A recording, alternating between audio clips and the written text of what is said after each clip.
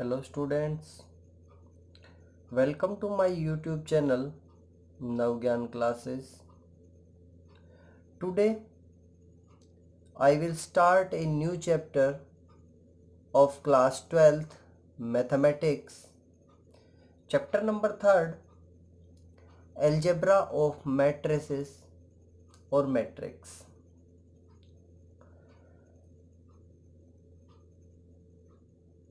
तो फ्रेंड्स, तो आज हम शुरू करेंगे जो आपकी फाउंडेशन कोर्स क्लास 12th का चैप्टर नंबर 3 है। उस चैप्टर की एक्सरसाइज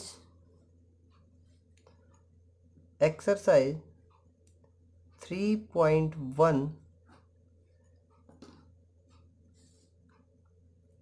के हम इंट्रोडक्शन की बात करेंगे। Introduction of matrix. तो बात करते हैं कि मैट्रिक्स होती क्या है। तो व्हाट इज मैट्रिक्स? मैट्रिक्स तो मैं आपको बता दूं कि मैट्रिक्स क्या होती है। सबसे पहले इसकी डेफिनेशन के बारे में बात करते हैं। It is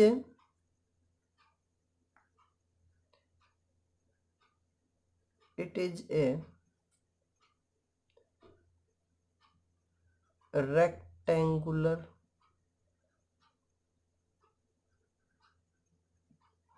rectangular arrangements of number. अब नंबर आपके रियल भी हो सकते हैं और कॉम्प्लेक्स भी हो सकते हैं, जैसे कि आप 11th क्लास में कॉम्प्लेक्स के बारे में अच्छे से पढ़ के आए हैं। तो रियल भी हो सकते हैं, कॉम्प्लेक्स भी हो सकते हैं और कोई फंक्शन भी हो सकता है। ये जरूरी नहीं है कि नंबर्स ही हो, तो कोई फंक्शन भी हो सकता है। तो वो भी आपकी जो रेक्टेंगुलर जो अरेंजमेंट होती है उसी को आप क्या बोलते हैं। नेक्स्ट हम बात करते हैं representation of matrix.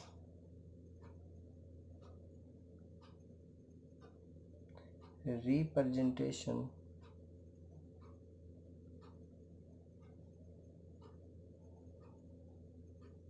Of matrix. Matrix का रिप्रेजेंटेशन किस तरीके से किया जाता है, तो मैं अज्यूम कर लेता हूं लेट कि एनी मैट्रिक्स ए मैट्रिक्स जो है आपका, उसका रिप्रेजेंटेशन किया जाता है एक लार्ज ब्रैकेट के अंदर। जैसा कि आपको पता है, आपको अरेंजमेंट करनी है, रेक्टेंगुलर अरेंजमेंट करनी है किसकी, नंबर्स की और एक फंक्शन की। तो हो सकता है कि आप रेक्टेंगुलर अरेंजमेंट जो कर रहे हैं वो नंबर्स की कर रहे हैं। तो for example 1 2 3 4 5 and 6, this is the representation of matrix. अब इसके अंदर भी दो पार्ट्स होते हैं। एक नंबर लाइन जो बनती है वो आपकी बनती है हॉरिजेंटली, और एक नंबर लाइन जो बनती है वो आपकी बनती है वर्टिकली। हॉरिजेंटली जो नंबर लाइन होती है या नंबर ऑफ एलिमेंट्स जो हॉरिजेंटली सेट किए जाते हैं वो होते हैं, वो आपकी कंप्लीट कहलाती है रो। इसको क्या बोला जाता है? रो बोला जाता है। और जो नंबर आपके वर्टिकली सेट किए जाते हैं उनको बोला जाता है कॉलम।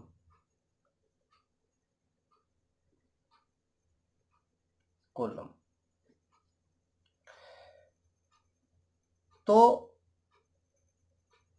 जैसा कि आप देख पा रहे हैं कि इस मैट्रिक्स के अंदर, ए मैट्रिक्स जो है इसके अंदर दो ऐसी रो हैं, क्योंकि एक अरेंजमेंट तो ये है हॉरिजेंटली, एक अरेंजमेंट ये है हॉरिजेंटली, और जैसा आप देख पा रहे हैं कि इसके अंदर दो तो रो हैं, और कॉलम यदि हम देखते हैं तो कॉलम आपके पास वर्टिकल अरेंजमेंट 3 की गई हैं, 3 वर्टिकल अरेंजमेंट की गई हैं, 1 2 एंड 3, तो कॉलम यहाँ पे होंगे 3।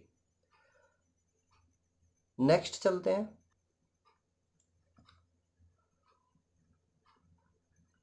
Order of matrix. कोई भी मैट्रिक्स है उसका ऑर्डर होता क्या है, तो मैं आपको बता दूं कि ऑर्डर जो होता है वो होता है number of row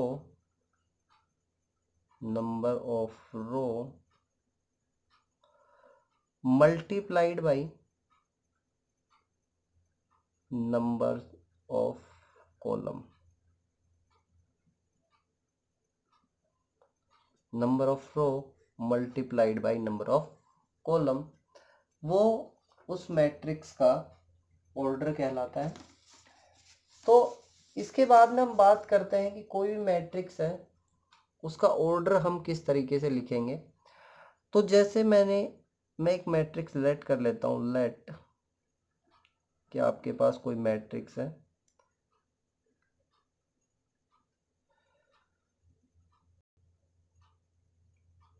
one two three four five six.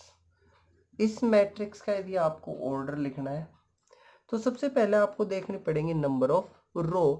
तो नंबर ऑफ रो आप देख पा रहे हैं हॉरिजेंटली इसमें नंबर ऑफ रो है 1 एंड 2, तो नंबर ऑफ रो तो 2 हो गई। इसके बाद में देखते हैं नंबर ऑफ कॉलम, तो कॉलम आपके पास कितने हैं इसमें, 1 2 एंड 3 क्रॉस 3, यानी कि इस मैट्रिक्स का जो ऑर्डर होगा वो आपका क्या होगा, 2 क्रॉस 3। अब इस ऑर्डर को लिखा कहाँ जाता है, कोई भी मैट्रिक्स के साथ यदि ऑर्डर को रिप्रेजेंट किया जाए तो वो ऑर्डर हम रिप्रेजेंट किस तरीके से करते हैं, उस ऑर्डर को लिखा जाता है उस मैट्रिक्स के कॉर्नर पे, यहाँ पे उसका ऑर्डर रिप्रेजेंट किया जाता है। अब हम बात करते हैं next, position of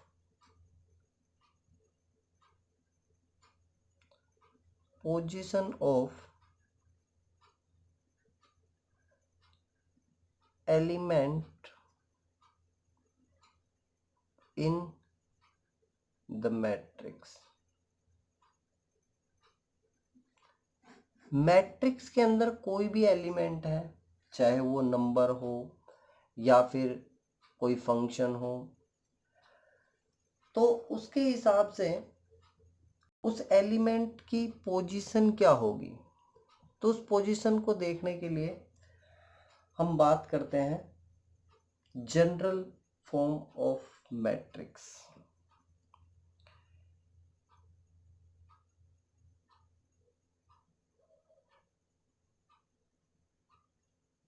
assume that या लेट ए मैट्रिक्स है, इसको रिप्रेजेंट करने के लिए सबसे पहले मैं एक डेफिनेशन आपको बताना चाहूंगा। In general form,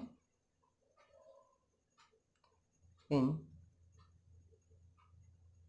general form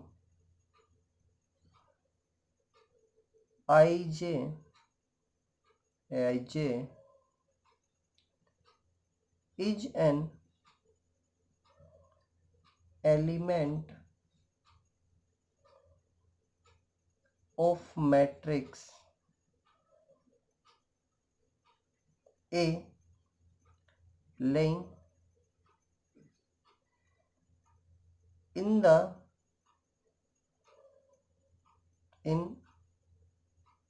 ith row and and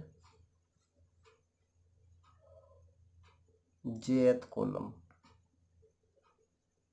jth column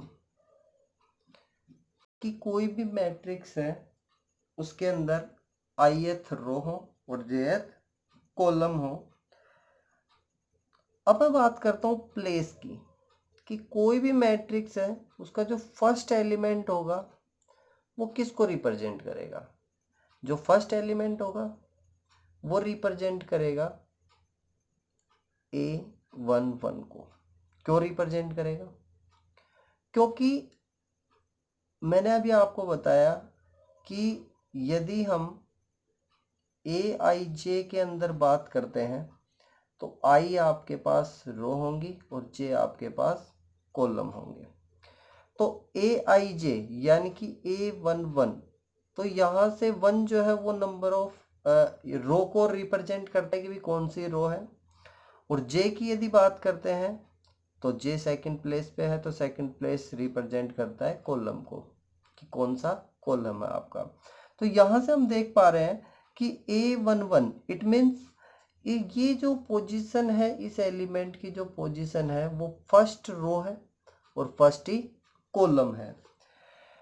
and next जो आपकी पोजीशन होगी वो होगी A12। क्यों? क्योंकि रो तो फर्स्ट ही चल रही है, रो तो इस तरीके से चलेगी और कॉलम इस तरीके से चलते हैं। यानी कि कॉलम चेंज किस तरीके से होंगे? ऐसे तो कॉलम चेंज होंगे, क्योंकि अभी फर्स्ट कॉलम था, अभी सेकंड कॉलम आ गया। अभी यहाँ पे यदि मैं लिखना चाहूँ तो A13 ये कॉलम नंबर आ गया आपके पास थर्ड, कॉलम नंबर थर्ड। यहाँ पे फर्स्ट रो है तो मतलब ये कांस्टेंट रहेगी। सेकंड प्लेस की यदि मैं बात करता हूँ, यहाँ पे मैं कोई भी ऑर्डर ले लेता हूँ, जैसे 2x3 का ऑर्डर ले लेता हूँ जिसमें 2 रो एंड 3 कॉलम है। तो 3 कॉलम तो मैंने बना दिए, रो मैंने एक बना लिए, एक रो और बनानी है। तो A21 क्यों? क्योंकि मुझे पता है कि ये प्लेस किसका है, सेकंड रो है। और कॉलम कौन सा है? ये column first, second and third. ये रो फर्स्ट, ये रो सेकंड। इट मीन्स यहाँ पे सेकंड रो है और फर्स्ट कॉलम है। इसकी प्लेस की बात करता हूँ तो रो इसमें सेकंड है, इट मीन्स A2 और कॉलम भी यहाँ पे 2 है। इसके बाद में हम नेक्स्ट बात करते हैं कि A2, क्योंकि रो 2 कॉलम 3, A23। तो ये प्लेस की बात की, हमने पोजीशन की बात की कि एवरी एलिमेंट की क्या पोजीशन होगी। यदि हम जनरल फॉर्म की भी बात कर ले, इसमें भी जनरल फॉर्म की यदि हम बात करते हैं, इसमें यदि जनरल फॉर्म की बात करते हैं, मैं लेट कर लेता हूं, let a matrix have a matrix have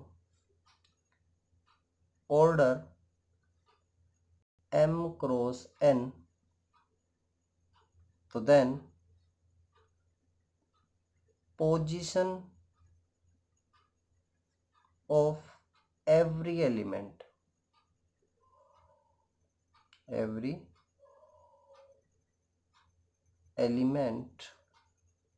is, क्या पोजीशन होगी प्रत्येक एलिमेंट की।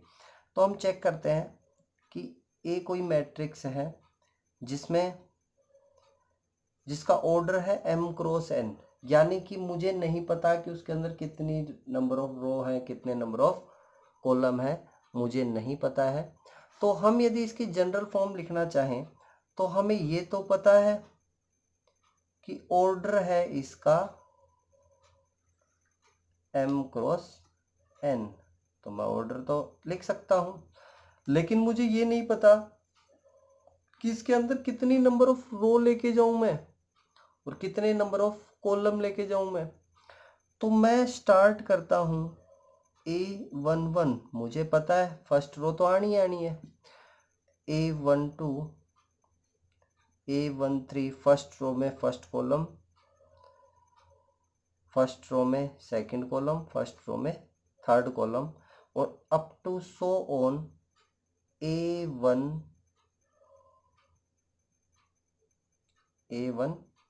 N। क्यों? क्योंकि मुझे कॉलम कितने बनाने हैं, N कॉलम बना रहे हैं। जबकि आपने देखा है, इससे पहले भी देखा है आपने, कि जितने कॉलम आप बना रहे थे लास्ट उतना ही आप लेके चल रहे थे। यहाँ पे भी हम वही कर रहे हैं कि A1N यदि मैं ले रहा हूँ तो यहाँ पे मुझे पता है कि यहाँ पे ऑर्डर M क्रॉस N है, तो मुझे कॉलम जो N दिए हुए हैं वो मैं यहाँ पे ले लूँगा। इसके बाद नेक्स्ट यदि मैं बात करता हूँ तो आपको पता है कि अब किस्सा शुरू होता है सेकंड रो का। तो 2 1, क्योंकि second row first column, second row A2 2 second row second column, A2 3 second row third column, और इसी तरीके से हम चलते जाएं तो A2N, क्योंकि मुझे पता है रो तो सेकंड ही चल रही है बट कॉलम अब कौन सा आ गया, यहाँ पे ये फर्स्ट कॉलम था, ये सेकंड था, ये थर्ड कॉलम था, और ये कॉलम था N कॉलम। N कॉलम था तो अब Nवा कॉलम चल रहा है तो 2N लिखूंगा मैं। इसी तरीके से यदि मैं चलता जाऊं नीचे तो AM1, क्योंकि अब रो जो है वो so on up to MV row तक हम पहुंच गए हैं। ये फर्स्ट रो थी, ये सेकंड रो थी, और ये MV रो है। तो AM1 AM2 AM3 up to AMN, क्योंकि यहाँ पे MV रो है और Nवा कॉलम है। नेक्स्ट हम बात करते हैं, तो देखते हैं नेक्स्ट कि आपकी जो जनरल फॉर्म आपने बात की, अभी मैं फंक्शन की बात कर रहा था कि भी कोई भी रेक्टेंगुलर अरेंजमेंट नंबर्स की हो या फंक्शन की हो तो आप उसको मैट्रिक्स के अंदर रिप्रेजेंट कर सकते थे। तो नंबर्स की रिप्रेजेंटेशन तो इससे पहले मैंने आपको बताई। अब बात करते हैं कि कोई फंक्शन की फॉर्म में यदि आपको कोई मैट्रिक्स गिवन हो तो आप उसको किस तरीके से मैट्रिक्स के रूप में कन्वर्ट करेंगे। तो देखते हैं, जैसे आपको कोई भी मैट्रिक्स दे दें Aij equals to 2i plus j, और आपको कह दें कि इसको कन्वर्ट करना है, convert in the matrix form of order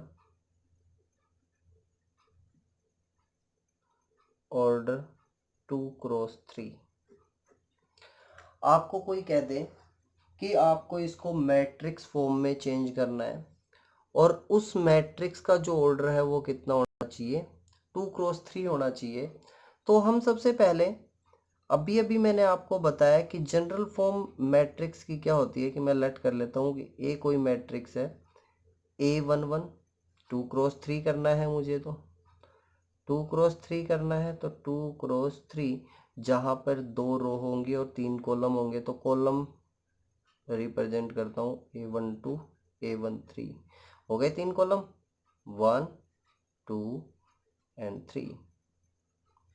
रो की बात करता हूँ, फर्स्ट रो तो हो गई है आपकी। सेकंड रो की यदि बात की जाए तो A21 A22 A23, ये पोजीशंस हो गई आपकी। अब इन्हीं पोजीशंस को देखते हुए हमें क्या देखना है कि इससे मैट्रिक्स किस तरीके से बना सकते हैं। आपको पता है कि I और J, यानी कि I तो हो गया आपके पास रो और J आपके पास होगा कॉलम।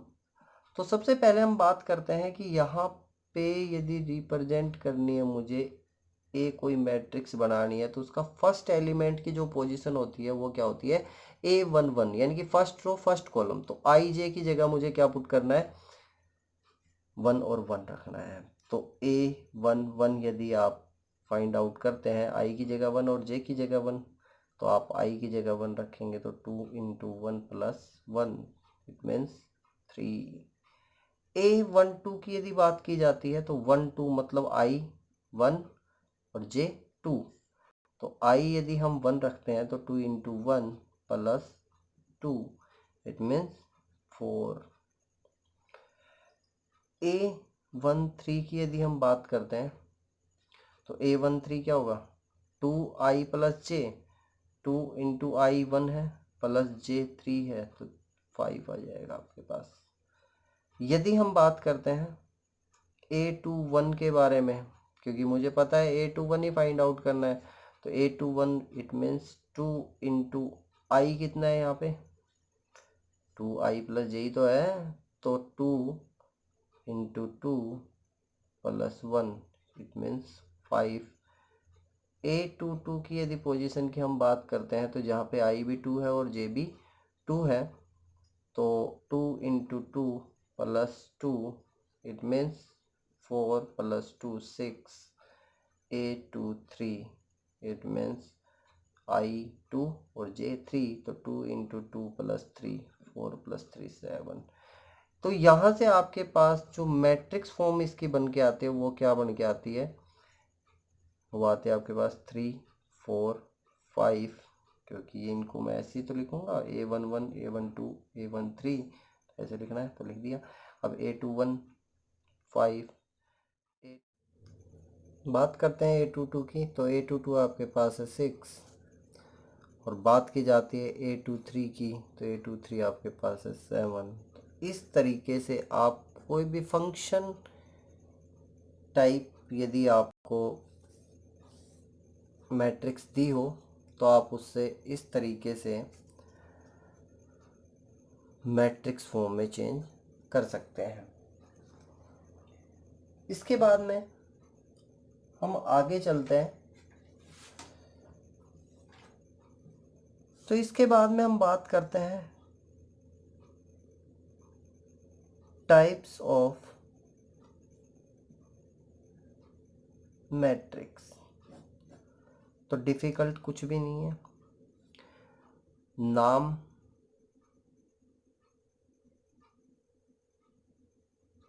जैसा नाम वैसा काम। जैसे हम फर्स्ट टाइप की बात करते हैं, टाइप नंबर फर्स्ट, तो रो मैट्रिक्स। रो मैट्रिक्स की बात करते हैं तो a matrix having only one row, a matrix having only one row is called row matrix. जैसा मैंने आपको बताया कि नाम के हिसाब से ये काम करती हैं, तो रो मैट्रिक्स की ऐसी मैट्रिक्स जिसके अंदर ओनली वन रो हो। कॉलम तो कितने भी हो सकते हैं बट रो होनी कितनी चाहिए, एक रो होनी चाहिए। सेकंड हम बात करते हैं, सेकंड जो आपकी है वो आती है आपकी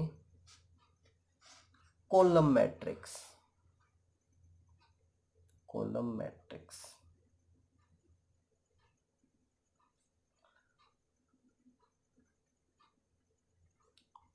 मैट्रिक्स की यदि बात करते हैं तो जैसे कि आपने पढ़ा है कि रो मैट्रिक्स के अंदर एक रो थी, वैसे ही a matrix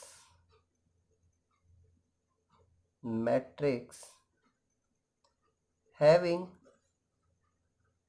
only one column 1 column, तो वो क्या हो जाएगा आपके पास, is called column matrix. Easy है, जैसा नाम वैसा काम ही चल रहा है। इसके बाद में बात करते हैं, थर्ड जो टाइप आती है आपकी, वो आती है rectangular matrix. Rectangular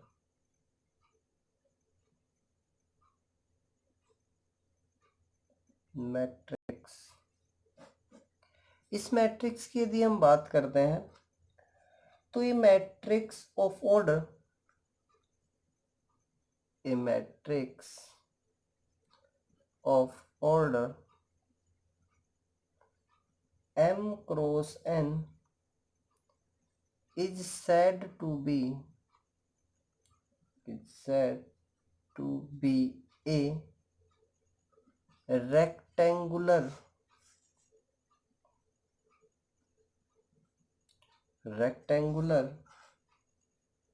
matrix।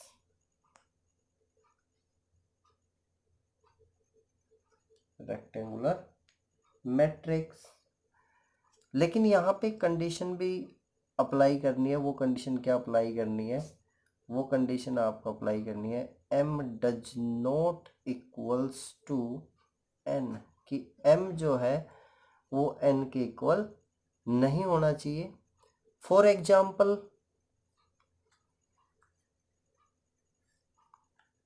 a equals to 1 2 3 4 5 6, order of this matrix 2 cross 3।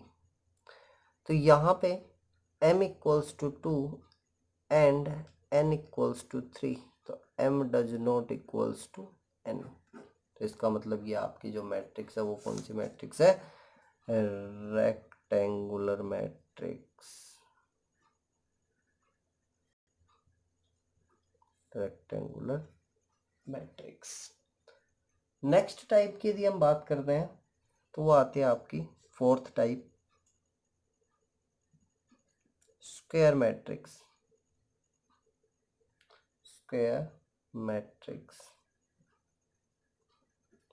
तो देखिए, जैसे रेक्टेंगुलर के अंदर m और n आपके बराबर नहीं थे, स्क्वायर मैट्रिक्स के अंदर आपका m और n क्या होगा, इक्वल होगा। तो a matrix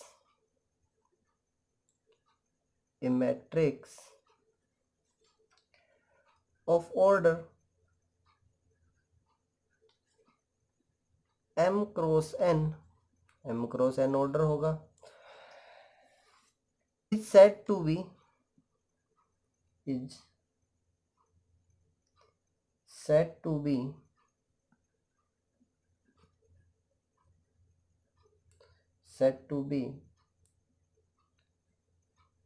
a square matrix. कब होगी स्क्वायर मैट्रिक्स, जब उसका ऑर्डर में number of row equals to number of column हो, m equals to n। m क्या होगा आपका, number of row equals to number of column,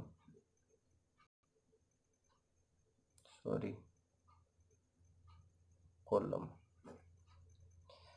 तो वो आपकी जो होगी वो आपकी स्क्वायर मैट्रिक्स। जैसे फॉर एग्जांपल मैं मैट्रिक्स की बात कर लेता हूँ, 2 cross 2, 3 cross 3, 4 cross 4।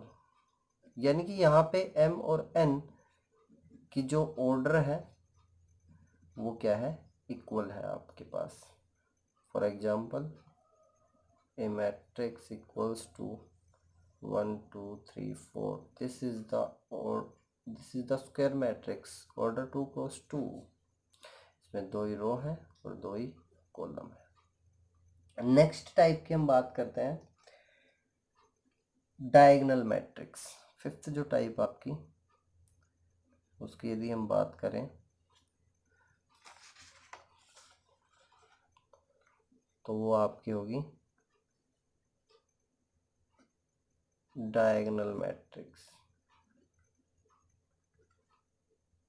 Diagonal matrix की बात की जाती है तो जैसा कि आपने पढ़ा है कि रेक्टेंगुलर मैट्रिक्स में m does not equals to n square में m इक्वल्स टू n, ऐसे डायगोनल मैट्रिक्स के अंदर जो आपके एलिमेंट्स होंगे एक मैट्रिक्स के वो सारे के सारे डायगोनल पे होंगे और नॉन डायगोनल जो एलिमेंट होंगे वो सारे जीरो होंगे। तो square matrix which of all non-diagonal elements are zero, square matrix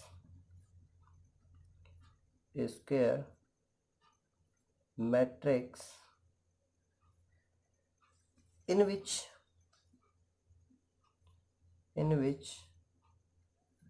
all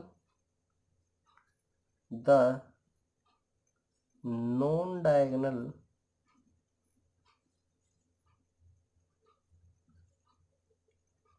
element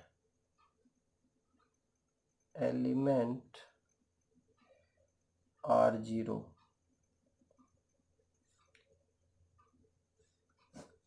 जैसा कि आपको बताया कि नॉन डायगोनल के जो एलिमेंट होंगे वो सारे के क्या होंगे जीरो।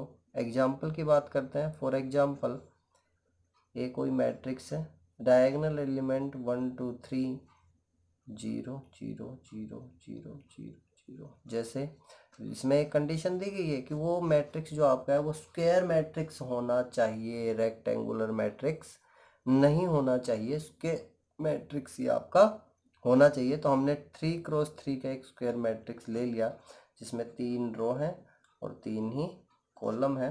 3x3 का हमने लिया तो डायगोनल एलिमेंट को तो हमने नॉन जीरो लिया है और जो नॉन डायगोनल एलिमेंट है उन सभी को हमने क्या लिया है, जीरो लिया है। नेक्स्ट जो आता है आपका वो आपका आता है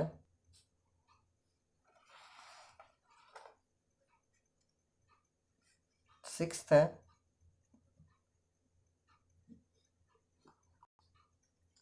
scalar matrix.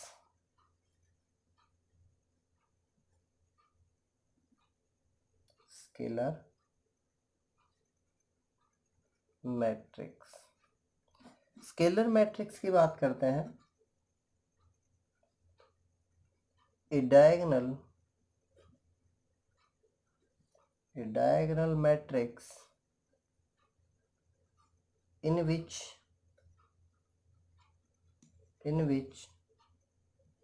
all diagonal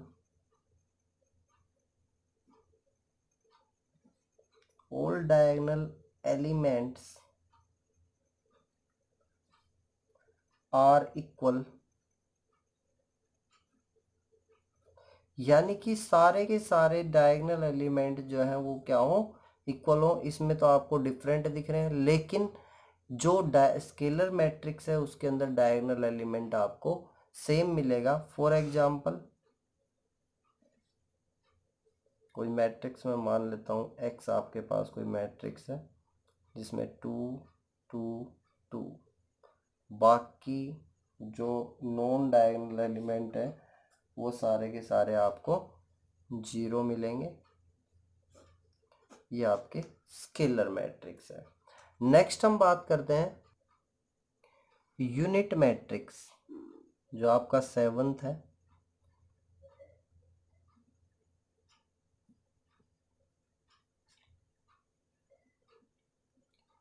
unit matrix और identity matrix. Identity matrix important है, यूज में भी बहुत ज़्यादा लिया जाता है यूनिट और आइडेंटिटी मैट्रिक्स। तो इसके बारे में मैं आपको बता दूं कि एक स्क्वायर मैट्रिक्स होगा और उसके डायगोनल एलिमेंट जो होंगे वो 1 1 1 होंगे, यानी कि 1 डायगोनल एलिमेंट पे all the diagonal elements are 1। तो मैं बात करता हूँ square matrix is said to be unit matrix, या हम बात कर लें ए डायगोनल मैट्रिक्स एक diagonal matrix in which all diagonal element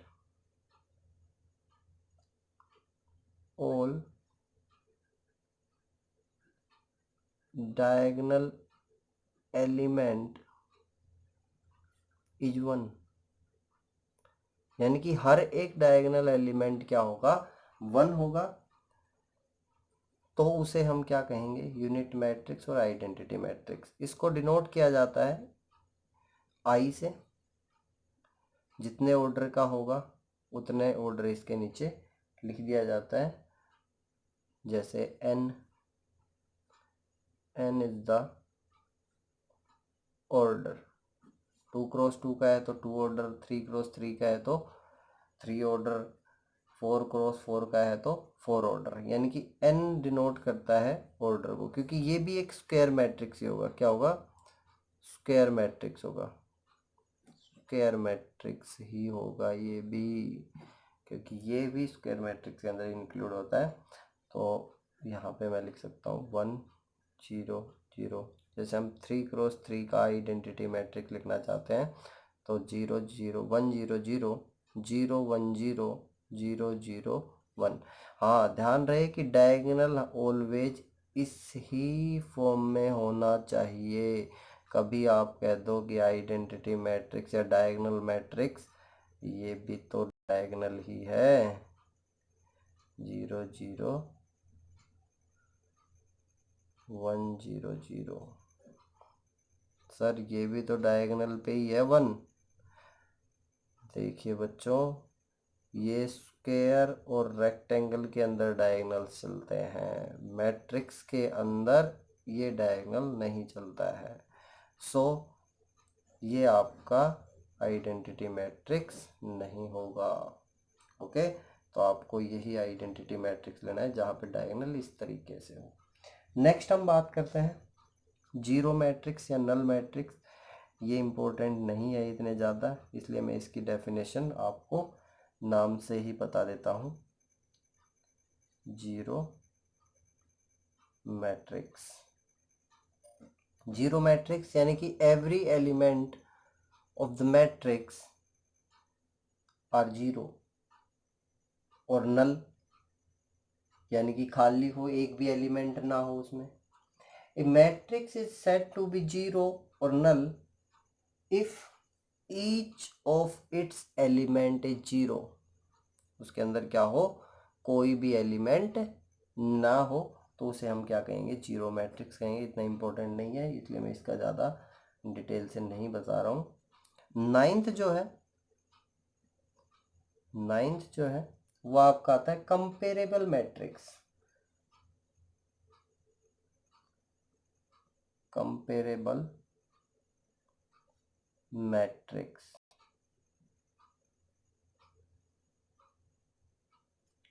तो देखते हैं कंपेरेबल मैट्रिक्स क्या होंगे। Two matrix A and B, जहां पे दो मैट्रिक्स हो, टू मैट्रिक्स ए कोई मैट्रिक्स में मान लेता हूँ ए आई जे आपके पास है, जिसका ऑर्डर है m×n, and another matrix B मैं मान लेता हूँ ए आई जे है आपके पास, जिसका ऑर्डर है p×q, are said to be comparable। कब होगा कंपेरेबल, जब only when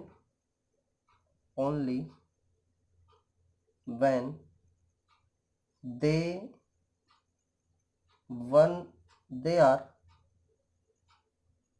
are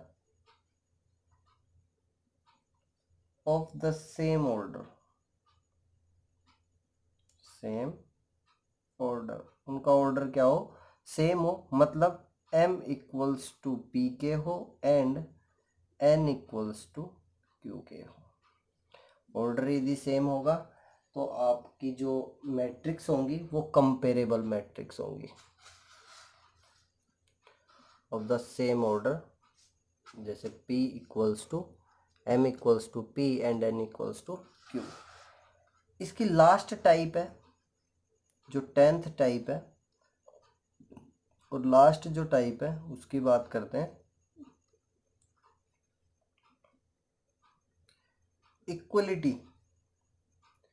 equality of matrices of matrix. Equality की बात की जाती है तो एक बात यहाँ पे हमें याद रखनी है कि कोई भी दो मैट्रिक्स हैं, एक तो कंपेरेबल हो यानी कि ऑर्डर सेम हो, दूसरी चीज इक्विलिटी यानी कि ऑर्डर तो सेम हो ही हो और एवरी एलिमेंट भी उस मैट्रिक्स के क्या होने चाहिए, सेम होने चाहिए। तो हम बात करते हैं जो आपका फाइनल है, लास्ट जो आपकी है मैट्रिक्स, उसकी यदि हम बात करें तो वो आपकी आती है two matrix.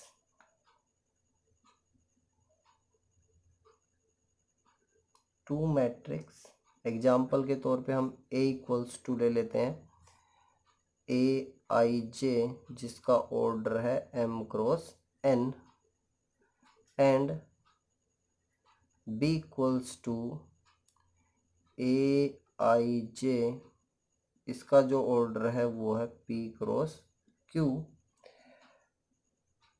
Are said to be equal. कब होंगी सेड, इक्वल कब होंगी, जब they are the same order. इसके लिए दो केस मैंने आपको बताए। फर्स्ट केस क्या बनेगा, they are the same order,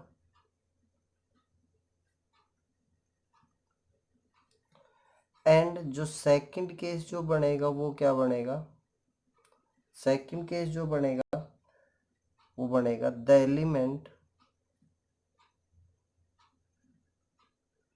element in the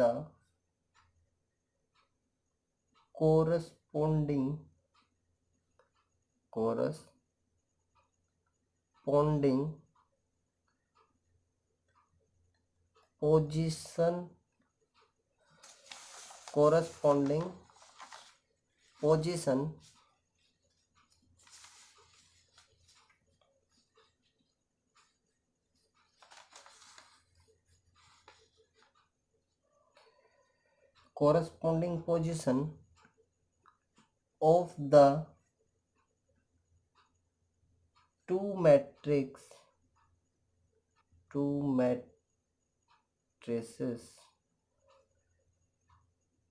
are equal